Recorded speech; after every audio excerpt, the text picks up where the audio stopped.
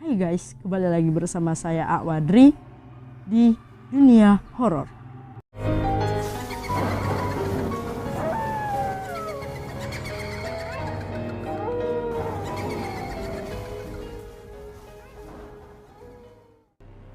Cerita ini saya ambil dari pengalaman kisah nyata sepupu saya.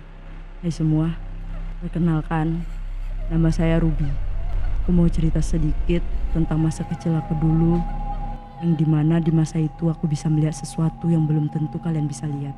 Ya namanya masih anak-anak ya kan, pasti semua anak-anak kecil itu bisa melihat sesuatu.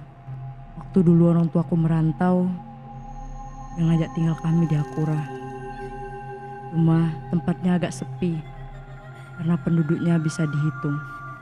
Jadi sebelum kami mau buat rumah, saya melihat ada tanda seperti tanda masa penjajahan dulu.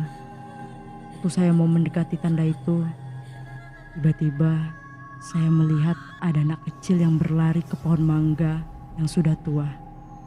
Cuma karena saya pikir itu hanyalah halusinasi saya biarkan saja. Lalu membantu orang tua turunkan barang di perahu.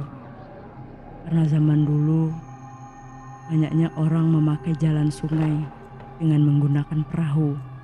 Setelah kami beres-beres semua dan beristirahat karena lelah, di situ mata saya tidak mau tidur. Karena saya penasaran dengan pohon mangga tua yang di samping rumah saya.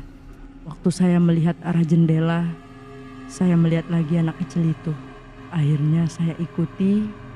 Sesampainya di pohon mangga itu, alangkah terkejutnya saya. Karena di pohon mangga itu ada sesosok wanita gantung diri dengan lidah menjulur panjang dengan mata terbelalak. Karena kaget, saya berlari, dan yang buat saya tambah takut, wanita yang gantung diri itu ternyata bukan orang, melainkan hantu Belanda. Dan sesampainya di rumah, saya langsung menceritakan ke orang tua dengan apa yang saya lihat. Semuanya kaget dan seolah tidak percaya apa yang saya katakan. Maghrib pun tiba. Sebelum ibu dan kakak menutup pintu, mereka melihat pohon semua akarnya ke atas dan ujung pohonnya ke bawah. Betapa terkejutnya mereka karena apa yang mereka lihat membuat trauma.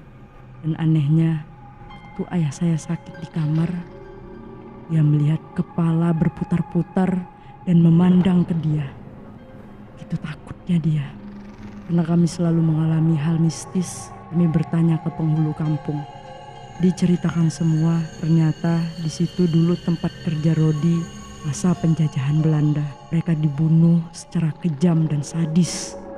Akhirnya kami memutuskan untuk pindah ke kampung karena kami tidak mau terjadi hal-hal yang tidak diinginkan. Begitulah cerita mistis yang pernah dialami sepupu saya dan keluarganya. Gimana guys? Serem gak?